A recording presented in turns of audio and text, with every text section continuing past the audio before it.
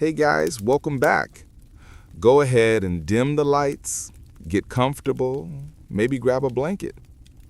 Tonight we're going to take a calm little journey into one of history's longest-running obsessions, a hole in the ground that has swallowed more dreams, fortunes, and shovels than you'd believe possible. Yes, tonight we begin with the Oak Island Money Pit, a mysterious pit, a supposed treasure, and about 200 years of people confidently declaring that they're definitely going to be the ones to find it this time. Spoiler, they never do.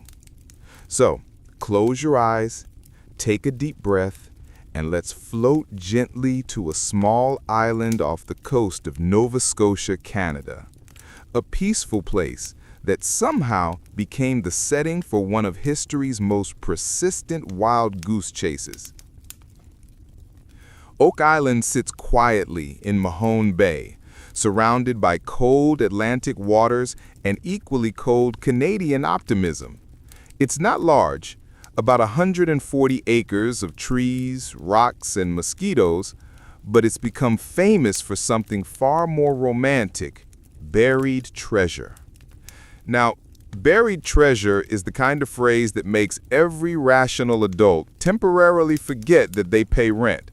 It's the ultimate lure, the dream that somewhere just below the surface waits a chest full of gold coins, ancient relics, or maybe the lost diary of Shakespeare. Oak Island has been offering that fantasy since the late 18th century. The story begins in 1795 with a teenager named Daniel McGinnis, because of course it does. Teenagers in the 18th century apparently had two hobbies: finding treasure or dying of something preventable. Daniel was wandering through the island's woods when he noticed a depression in the ground, about 13 feet across, along with a few oddly placed trees and what looked suspiciously like old tackle blocks hanging from branches. If this had been a Scooby-Doo episode, that would have been the moment to leave. Instead, Daniel did what all great cautionary tales begin with: he got curious. He and two friends, John Smith and Anthony Vaughan, came back with shovels, because when you're young and unsupervised, digging a large hole seems like a great way to spend a summer. As they dug, they discovered something interesting. Every 10 feet, there was a layer of wooden planks, not random debris, neatly placed timbers, one layer after another. 10 feet, wood. 20 feet, wood. 30 feet, more wood. This was apparently enough to convince them that they were standing on top of something big, probably pirate treasure, because, well, pirates. It's always pirates until proven otherwise.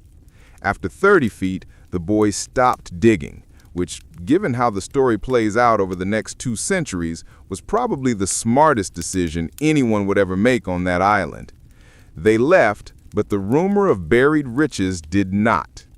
Let's drift forward to 1804, when a more organized group decided to take over where the kids had left off. They called themselves the Onslow Company, which sounds like a group that probably printed very serious pamphlets about nautical success and Christian virtue. These men were determined. They dug down deeper, hitting more wooden platforms at regular intervals, each layer taunting them with the suggestion that treasure was just below. At 90 feet, they hit what they believed was the ultimate clue: a flat stone carved with strange symbols. Now, depending on which version of the story you believe, these symbols were either ancient runes, indecipherable markings, or, possibly, just scratches from someone who didn't know how to write but liked the idea of pretending they did. Later translations claimed the stone said something along the lines of, 40 feet below, 2 million pounds are buried, which is, of course, the historical equivalent of a click here for free money pop-up. The Onslow men, thrilled at the idea of being future millionaires, kept digging.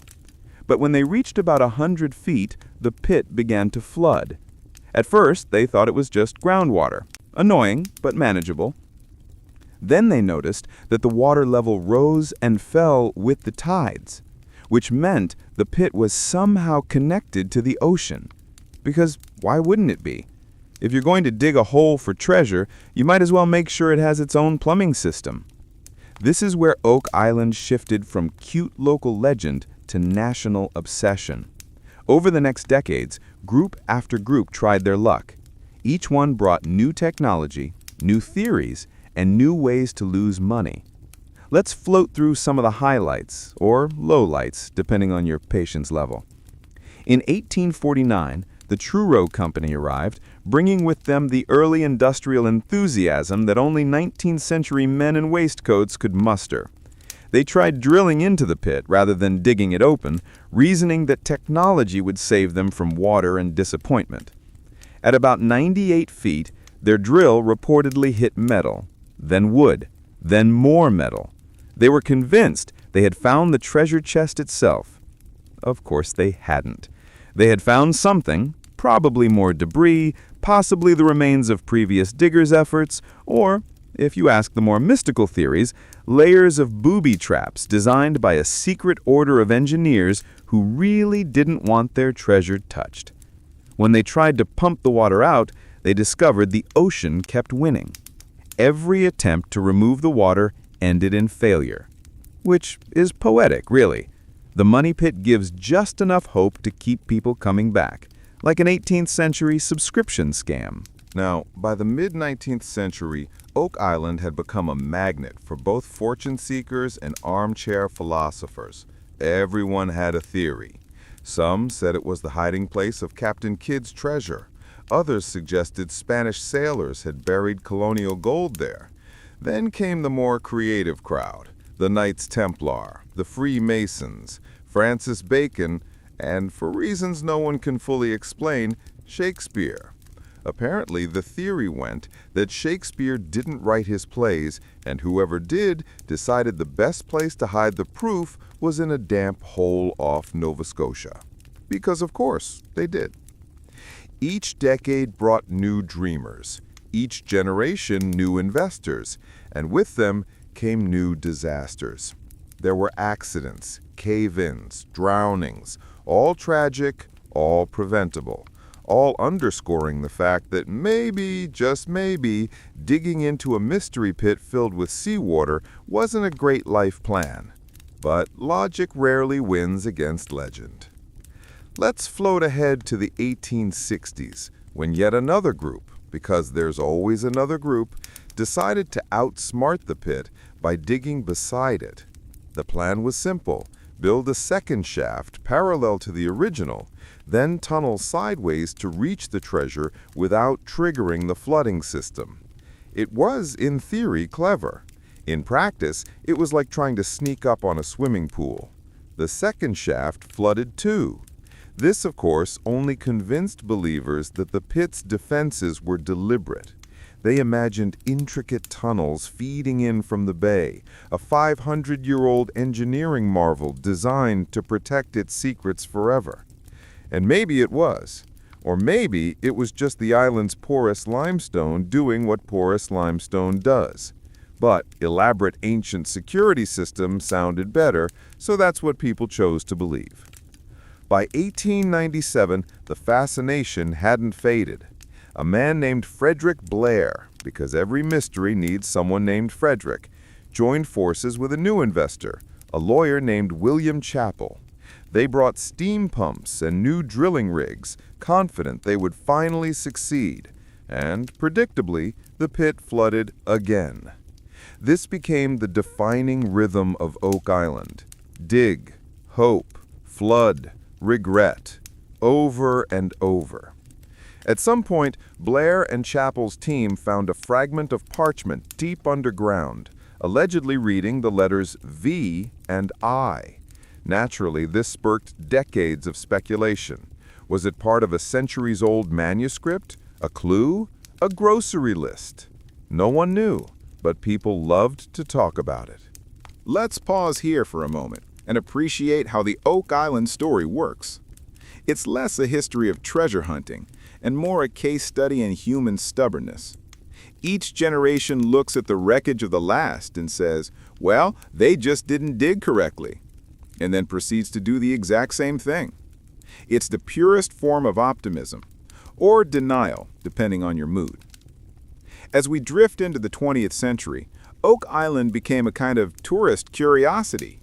By now, it had consumed fortunes, lives, and more engineering equipment than most small nations. But the legend persisted, because legends are stubborn things. The Restall family arrived in the 1960s, determined to solve the mystery once and for all. Robert Restall, his son, and their crew worked tirelessly to uncover the truth. Tragically, in 1965, a fatal gas accident claimed several lives. Even that didn't end the obsession. New groups kept coming, each one armed with better technology, slicker investors, and the same unshakable belief that they were smarter than everyone before them. Spoiler, none of them were. Let's drift for a moment into the theories, because they're half the fun. Some say the pit holds the treasure of the Knights Templar, possibly the Holy Grail itself. Others claim it hides the lost jewels of Marie Antoinette, smuggled out of France by loyalists during the Revolution. There's even a theory that Francis Bacon buried original Shakespeare manuscripts there, which raises some obvious logistical questions like, why would an English philosopher ship priceless papers to a remote Canadian island decades before Canada even existed? But reason rarely enters the Oak Island conversation. The mystery thrives on gaps, on the quiet spaces where imagination can build castles, or in this case, subterranean fortresses. And that's the charm of it, really. The Oak Island money pit isn't just a hole. It's a mirror, reflecting centuries of hope, greed, and a very human refusal to accept that some mysteries simply don't want to be solved. Every time someone digs, they uncover not treasure, but more of the story, more of the myth, more of the unshakable feeling that maybe, just maybe, the next shovel will hit gold. It never does, but it might. And that tiny sliver of might has been fueling this quiet little obsession for over 200 years.